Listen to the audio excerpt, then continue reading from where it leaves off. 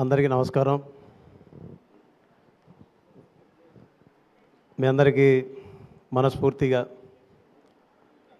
శిరస్సు వంచి పాదాభివందనం చేస్తూ ధన్యవాదాలు చెప్పుకునే సమయం ఇది. ఎప్పుడో మొదలుపెట్టిన ప్రయాణానికి ఇక్కడి దాకా రావడానికి మీరందరూ తోడున్నారు. నాకు తెలుసు చాలామంది మీడియా మిత్రులు భీమ్స్ ఇక్కడ ఉంటే బాగుంటుందని కోరుకున్నారు. చాలామంది మీ అందరికీ ప్రత్యేకంగా నమస్కారం, ప్రత్యేక ధన్యవాదాలు. చాలామందికి ఒక రిక్వెస్ట్ చేయాలనుకుంటున్నా ఈ వేదిక నుంచి. సినిమా పరిశ్రమలో ఉన్న చాలామందికి అవకాశాలు లేక, సినిమా పరిశ్రమలో చాలామందికి సరైన భోజన వసతి కూడా లేక తిరుగుతూ ఉంటారు, ఇబ్బంది పడుతూ ఉంటారు, అవకాశాలు పొందాలని ప్రయత్నిస్తూ ఉంటారు, పేరు పొందాలని, పైకి రావాలని, జీవితంలో వెలుగు పొందాలని, అందరికంటే ముందుండాలని అందరూ తాపత్రయపడతారు. వాళ్ళందరి జీవితాలు వెలుగు నింపుతున్న నిర్మాతలని, వాళ్ళందరి జీవితాలు వెలుగునిచ్చే ప్రయత్నంలో వాళ్ళందరినీ కనుక్కుంటున్న ప్రతి దర్శకుడిని మనం గౌరవిద్దాం.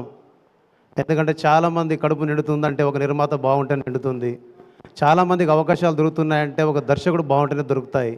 అలాగే అవకాశాలు వెతుక్కుంటూ వచ్చిన నేను అవకాశాలు పొంది ఇక్కడ ఉన్నానంటే ఇలాంటి ప్రొడ్యూసర్స్ మమ్మల్ని నమ్మి, ఇలాంటి దర్శకులు మమ్మల్ని నమ్మి అవకాశాలు ఇవ్వడం వల్ల ఇది సాధ్యమైందనే విషయాన్ని మనం మర్చిపోవద్దు.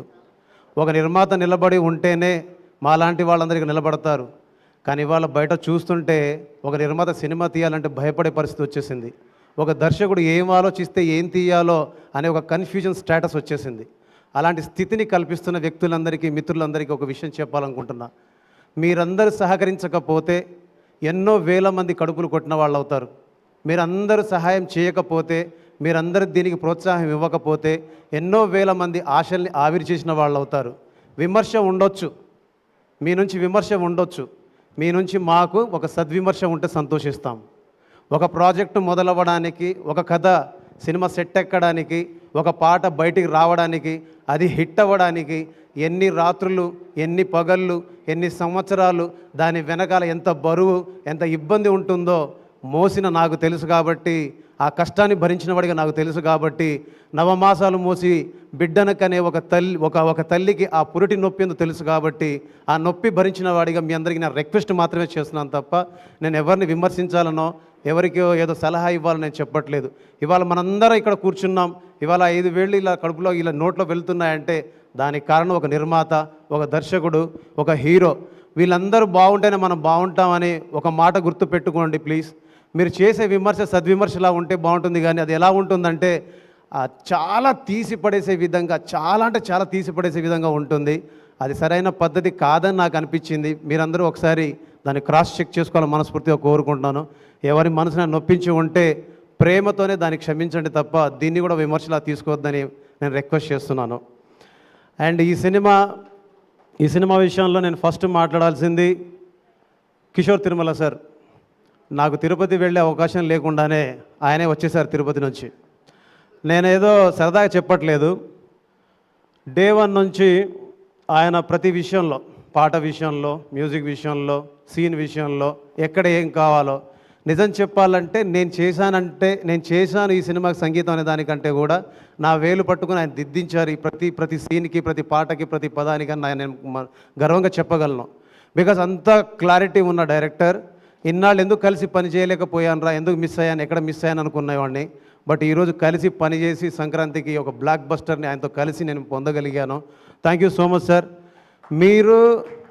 మీ ఎవరికి తెలియదు ఆయన హెల్త్ ఇష్యూస్ ఎంత ఇబ్బంది పడ్డారంటే, చాలా జ్వరం వచ్చిన, మీరు చూసారో లేదో డ్యాన్స్ వేశారని, ఆయన డ్యాన్స్ చేస్తే వైరల్ అయిందని మీరు అందరూ అనుకుంటున్నారు. కానీ ఆయనకు వైరల్ ఫీవర్ ఉండే అప్పుడు.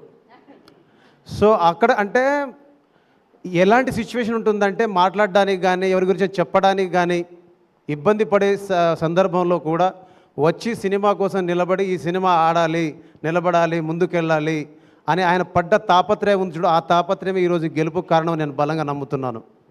రెండో విషయం, మొదటి వ్యక్తి కిషోర్ తిరుమల సార్ అయితే, మొట్టమొదటి వ్యక్తి మా సుధాకర్ సార్.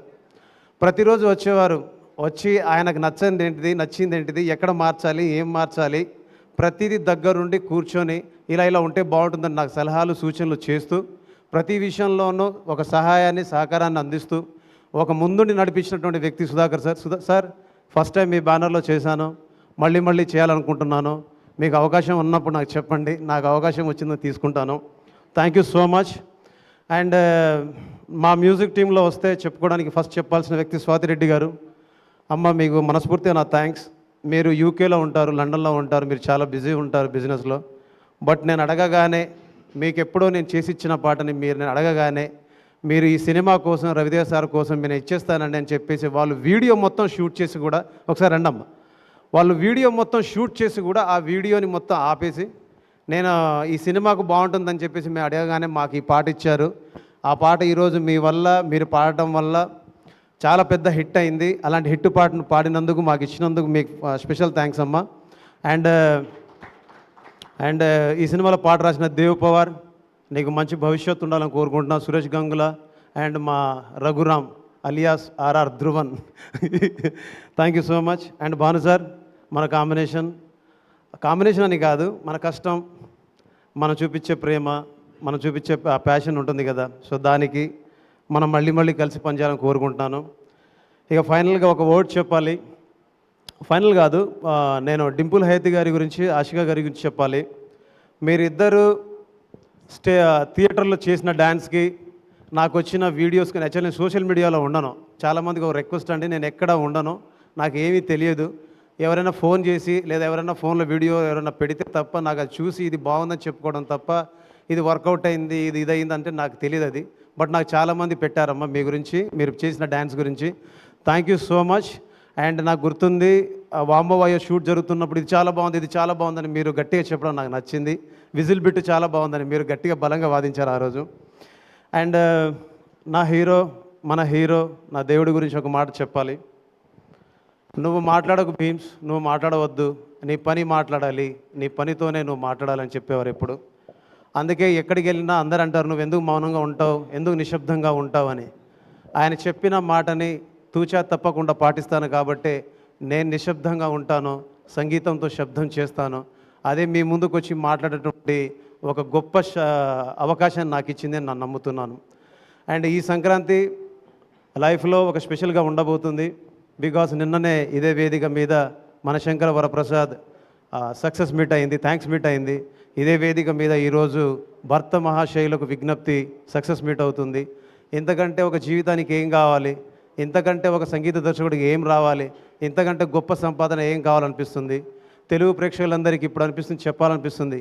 మీకు నేనేం చేశానో, ఏం పాటలు చేశానో, మీకు ఎంత మెప్పించానో, మిమ్మల్ని ఎంత ఎగిరించానో నాకు తెలియదు, కానీ మీరు చూపిస్తున్న ప్రేమకు మాత్రం ఇంత దూరం ప్రయాణం చేయడానికి, ఇంత దూరం రావడానికి, ఇంత గొప్పగా మీ ముందు నిలబడి మాట్లాడడానికి మీరు ఇచ్చినటువంటి సహకారాన్ని చూస్తుంటే అనిపిస్తుంది ప్రతి ఇంట్లో ఒక్కసారైనా పుట్టాలనిపిస్తుంది. కానీ ప్రతి ఇంట్లో ఒక పాటలా పుట్టి ఉన్నాను, కానీ ప్రతి ఇంట్లో ఒక్కసారైనా వచ్చి కలవాలనిపిస్తుంది. ప్రతి ఇంట్లో ఒక పదంలా మీతో కలిసి ఉన్నాను. మిమ్మల్ని నన్ను మీ కుటుంబ సభ్యుని చేసుకున్నందుకు, నన్ను మీ ఇంట్లో మనిషిగా ఉంచుకున్నందుకు, మీ ఇంట్లో మనిషి ఇక్కడ నిలబడి మాట్లాడుతున్నాడని మీరు గర్వంగా చెప్పుకుంటున్నందుకు, మీ బిడ్డనైనందుకు, మీ మనిషిని అయినందుకు మీ అందరికీ ఈ వేదిక నుంచి శిరస్సు వంచి పాదాభివందనం చేస్తున్నాను. జై హింద్. మీ ట్యూన్ ఎలా అయితే ఒక ఫ్లో లాగా అలా ప్రవహిస్తూ ఉంటుందో, మీ స్పీచ్ కూడా అలానే ఉంటుంది.